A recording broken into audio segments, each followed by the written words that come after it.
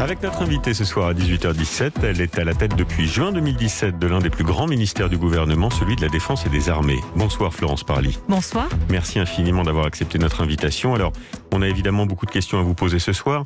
Peut-être d'abord votre réaction à ce qui se passe en ce moment dans le Haut-Karabakh, où l'Azerbaïdjan est en guerre contre les séparatistes arméniens. On apprend ce soir que 2 journalistes français du journal Le Monde ont été blessés. D'abord, avez-vous des nouvelles ? Je sais que l'évacuation de ces journalistes a commencé. Le président de la République a dit que nous ferions tout pour faciliter cette évacuation. Donc, les moyens ont été mobilisés. Et je voudrais avoir évidemment une pensée pour eux d'abord, leur famille et puis toute la rédaction du journal Le Monde.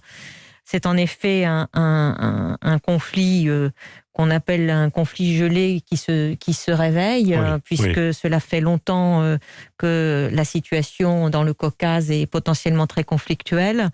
Et depuis quelques jours, des combats d'une grande intensité ont eu lieu, faisant de nombreuses victimes, y compris des victimes civiles. Et donc, nous faisons, la France, partie d'un groupe qu'on appelle le groupe de Minsk, qui avait été créé en 1992. Avec la Russie, avec les États-Unis. Avec la Russie et les États-Unis. Et le président de la République française, le président des États-Unis et le président de la Fédération de Russie se sont aujourd'hui exprimés pour appeler à un cessez-le-feu sans condition et un arrêt des combats immédiats. Donc je crois qu'il est essentiel maintenant que les combats cessent et que la médiation puisse s'enclencher. Alors le président de la République, vous l'avez dit, le président Macron a pris la parole tout à l'heure à ce sujet en dénonçant la présence sur place, c'est un élément nouveau, de miliciens djihadistes venus de Syrie. Ils seraient passés par la Turquie. Est-ce que ça change la donne, comme a dit le président ? Est-ce que la Turquie est par conséquent, plus qu'hier, un pays ennemi de la France ? La Turquie est un pays qui est membre de l'Alliance Atlantique. C'est donc, à ce titre, un allié. C'est un allié qui, depuis quelque temps, ne se comporte pas comme un allié. Nous le voyons en Libye, nous le voyons en Méditerranée orientale, où de très fortes tensions ont eu lieu avec la Grèce et ont lieu avec Chypre également. Donc on voit qu'il y a un regain de tension dans le grand bassin méditerranéen. Et les informations que nous avons eues montrent aussi que ce regain de tension gagne maintenant le Caucase. Et il me semble que pour parvenir à ce cessez-le-feu et permettre que des négociations interviennent entre l'Azerbaïdjan et l'Arménie, il est essentiel qu'il n'y ait pas d'ingérence étrangère. Mais pour parler tout à fait clair et sans langue de bois, Erdogan reste un interlocuteur privilégié ? Encore une fois, le président Erdogan est le président de la Turquie. La Turquie est membre de l'Alliance Atlantique. Les relations, les échanges, les conversations avec le président Erdogan et le président Macron sont nombreuses, sont intenses, souvent tendues. Mais nous sommes en relation étroite avec ce pays. Mais il faut que ce pays retrouve un comportement d'allié. Alors avant d'en venir au budget de la défense, je voudrais simplement évoquer avec vous l'autre actualité du jour. Ce sont ces annonces sur la crise sanitaire qu'est en train de faire en ce moment Olivier Véran, le ministre de la Santé. Au-delà du détail des annonces, car on sent que le gouvernement, là, cette fois, tempère et donne un peu plus de temps aux villes et aux élus locaux, on sent un changement de pied du gouvernement dans la stratégie avec de la concertation, cette fois avec les élus. C'est ce qui avait été reproché au gouvernement il y a une semaine, avec des mesures plutôt prises d'en haut, un peu unilatéralement. Est-ce que c'est le cas ? Je le crois, en tout cas, c'est la volonté. Je crois que nous sommes face à une épidémie dont nous savons qu'elle est grave et que donc, pour pouvoir l'affronter de la façon la plus efficace possible, ce n'est pas dans la division, ni dans l'affrontement, ni dans l'invective que nous pourrons le faire. C'est, je crois, en fédérant nos forces et nos intelligences.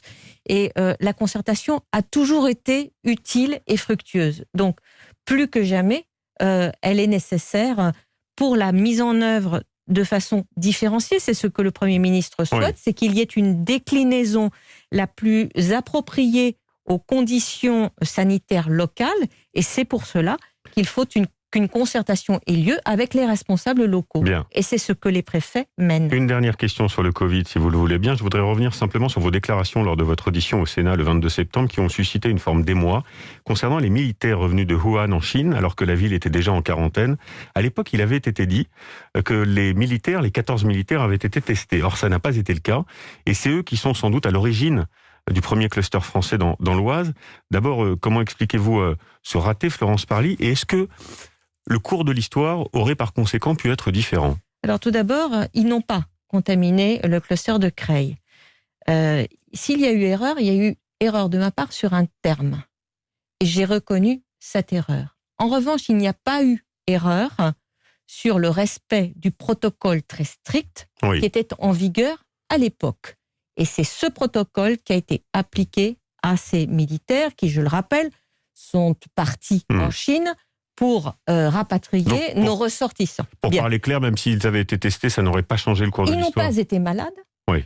Ils n'ont pas été malades. Et l'enquête de la Santé publique France a écarté l'hypothèse que vous avez rappelée, qui est donc une rumeur, selon laquelle ils auraient été à l'origine de l'infection du cluster de l'Oise. Donc moi, je m'en tiens aux faits, pas aux rumeurs. Les rumeurs, ça ne m'intéresse pas.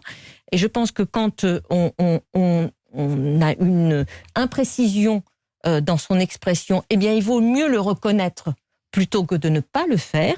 Et ce que je regarde aussi, c'est le fait qu'aujourd'hui, le service de santé des armées s'est déployé à nouveau pour porter secours à la Guadeloupe, qui vit un épisode très intense de l'épidémie. Et donc, 38 militaires se sont déployés du service de santé des armées pour l'essentiel, se sont déployés à l'hôpital de Pointe-à-Pitre pour prendre en charge des malades dans les services de réanimation. Bien, précision importante. Sur le budget, Florence Parly, on imagine votre satisfaction aujourd'hui, puisque l'engagement de la trajectoire budgétaire a été tenu avec une enveloppe en hausse de 4,5%. Ça représente 1,7 milliard d'euros supplémentaires pour un budget total assez conséquent, 39,2 milliards d'euros. Concrètement, à quoi va servir cet argent? On parle souvent des conditions parfois difficiles des militaires, leur tenue, leur armement. Est-ce que ça va permettre d'améliorer leur quotidien? Absolument. D'abord, c'est la 4e année consécutive que le budget des armées est en croissance. C'est du jamais vu. Jamais une loi de programmation militaire n'avait été respectée jusqu'à présent. Donc ça, c'est une grande première. D'autre part, c'est un budget qui continue à mettre l'accent sur deux choses. Réparer, ça veut dire réparer aussi le quotidien de nos soldats, j'y viens dans un instant, et puis préparer l'avenir, c'est-à-dire investir pour le futur. Et puis enfin, c'est un budget qui participe à la relance économique, puisque en 2021, nous serons le premier recruteur de l'État. 27 000 recrutements en 2021. Et en 2021, nous serons le premier investisseur.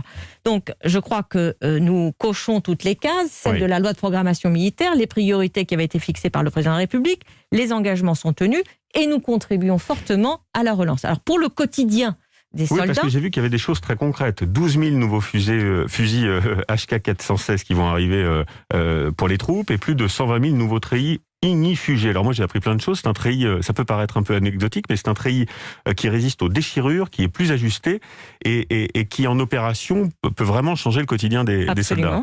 Qui protège mieux le soldat, donc nous en avons déployé 360 000. Tous nos militaires déployés en OPEX sont équipés de ce treillis et nous en livrerons 1 million d'ici la fin de la loi de programmation militaire. Même chose pour les fusils qui remplacent le fusil FAMAS, fusil de nouvelle génération. D'ici fin 2021, nous en aurons livré plus de 50 000 et nous en livrons 12 000 par an.